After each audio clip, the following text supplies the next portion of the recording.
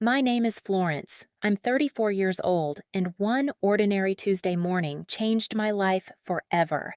A few days before my younger sister's wedding, I stopped by my parents' house. The living room was filled with suitcases, gift bags, and excitement about the family trip to Cancun. Everyone was talking about beaches, flights, and wedding plans. Everyone except me. I wasn't invited to celebrate. Instead, I had been asked to stay behind, look after the house, collect the mail, and water the plants while the rest of the family enjoyed the wedding. It hurt, but I smiled anyway. I had spent years convincing myself that being left out was normal. That morning, I walked into the kitchen to make a cup of coffee. Nothing felt unusual. Then, without warning, a sharp pain spread across my chest. The room began spinning. My hands started shaking. I reached for the kitchen counter, hoping the feeling would pass. It didn't. The coffee mug slipped from my fingers and exploded across the floor. I tried to call for my mother. No words came out. A second later, my legs gave way. Everything around me faded into darkness. When I opened my eyes again, I wasn't in the kitchen anymore. Bright emergency lights flashed above me. Someone was calling my name. A paramedic leaned over me and asked if I knew where I was. I could barely answer. Every breath felt heavy. The ambulance rushed toward the hospital while the medical team worked around me. I kept wondering where my parents were. Surely they were following behind. Surely they would be waiting when I arrived. But when the hospital doors opened and doctors rushed me inside, I was completely alone. Hours later, a nurse came into my room and looked around with a confused expression. "I thought your family was here," she said. I quietly told her no one had visited. She looked uncomfortable. Then she accidentally revealed something that broke my heart. The paramedic said your parents had to leave for the airport. For a moment, I thought I had heard her wrong. "The airport?" I whispered. She immediately realized she wasn't supposed to say that, but it was too late. The truth was already out. While doctors were fighting to stabilize my condition, my parents had chosen not to stay. They left the hospital to catch their flight. The doctors spent the next few hours running test after test, blood work, heart scans, more questions than I could answer. Late that evening, a cardiologist finally walked into my room carrying a folder in his hands. His face told me this wasn't good news. He pulled up a chair beside my bed and spoke calmly. "Florence, what happened wasn't just a simple fainting spell." My heart sank. He explained that a dangerous reaction between two medications had thrown my heart into an abnormal rhythm. My blood pressure had dropped so low that my body simply shut down. Then he looked me straight in the eyes. If the ambulance had arrived much later, we might not be having this conversation. I closed my eyes. For the first time in my life, I realized just how close I had come to dying. That night felt endless. Every few seconds, the heart monitor beside my bed let out another beep. Every sound in the hallway made me look toward the door. I kept hoping my parents would walk in. They never did. The next morning, I called my mother's phone again, straight to voicemail. I sent a short text. "I'm still in the hospital. Please call me." Hours passed. Nothing. I tried my father's phone. No answer. No message. No call back. As the days went by, something became impossible to ignore. The patients around me had visitors every single day. Flowers arrived. Children laughed in the hallways. Families sat beside hospital beds telling stories and holding hands. Meanwhile, my room stayed quiet. No balloons, no cards, no visitors, just silence. The nurses slowly became the only people I talked to. One of them stood out more than anyone else. Her name was Dolores. She had worked in the cardiac ward for years. There was something comforting about her. She never treated me like just another patient. She remembered how I liked my tea. She always asked how I had slept.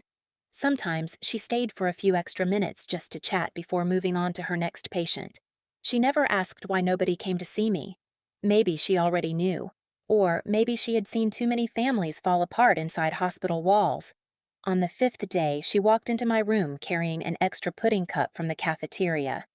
"I figured hospital food is depressing enough," she joked. For the first time all week, I smiled. Those little conversations meant more than she probably realized. She couldn't replace my family, but she made me feel like I hadn't been completely forgotten.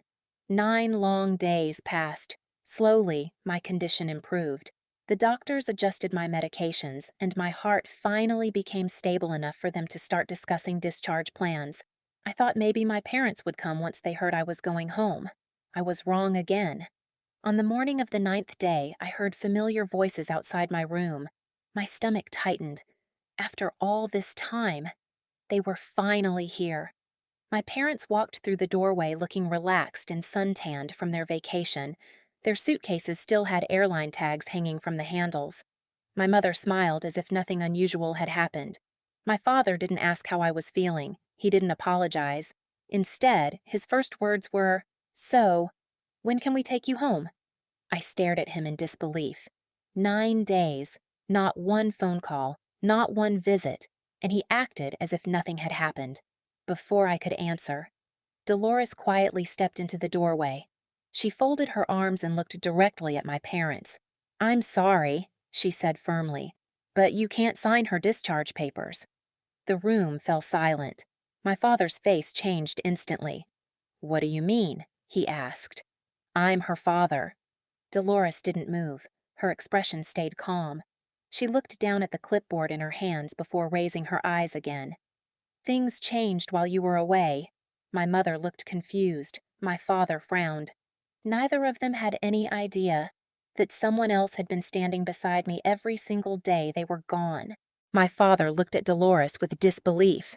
"What do you mean we can't sign her discharge papers?" he asked, his voice growing louder. "I'm her father." Dolores didn't raise her voice. She calmly looked at him and said, "For the past 9 days, someone else has been making every medical decision for Florence."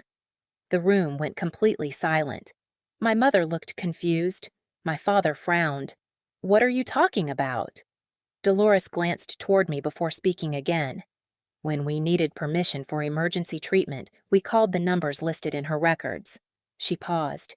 Neither of you answered. My father's face turned red. "We were out of the country." "I know," Dolores replied, "but hospitals can't wait for vacations to end."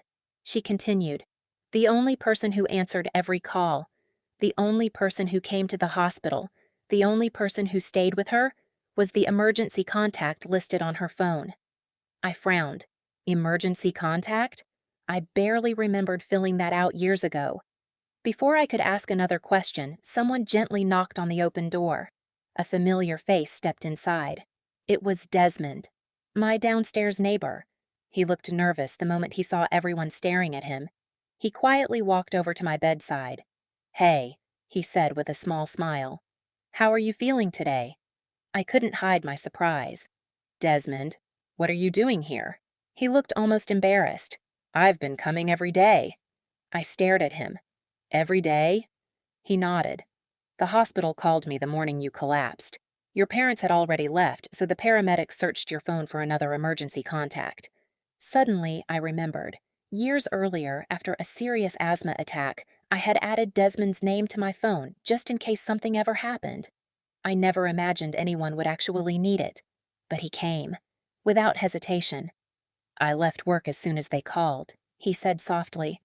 "I couldn't leave you here alone." Dolores smiled. "He never missed a single day."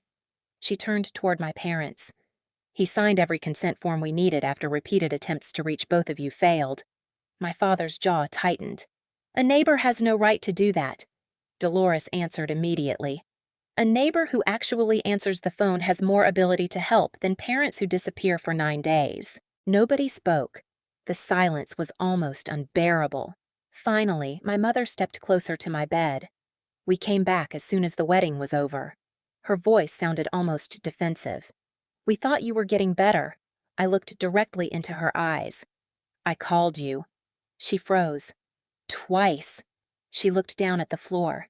She had no explanation. No excuse. Nothing. My father sighed impatiently. "You have to understand. Your sister's wedding couldn't be postponed." For years, I had accepted words like that. Not anymore. I slowly shook my head. "No." His eyebrows lifted. You made your choice. I wasn't angry anymore. I was simply tired. For 34 years, I had convinced myself that I always came second because life was complicated. Lying in that hospital bed finally made me see the truth. I had always come second because they had chosen to put me there. Desmond never interrupted. He stood quietly beside me, saying nothing unless I needed him. When the doctor finally completed my discharge papers, he handed them directly to Desmond. "She's ready to go home." Desmond smiled. "I've got everything prepared." When we reached my apartment later that afternoon, I couldn't believe what I saw. My refrigerator was already stocked with groceries. Homemade soup sat waiting in containers. Fresh fruit filled the kitchen counter. He had even moved a comfortable recliner near the window so I wouldn't have to climb the stairs while I recovered. He had thought of everything.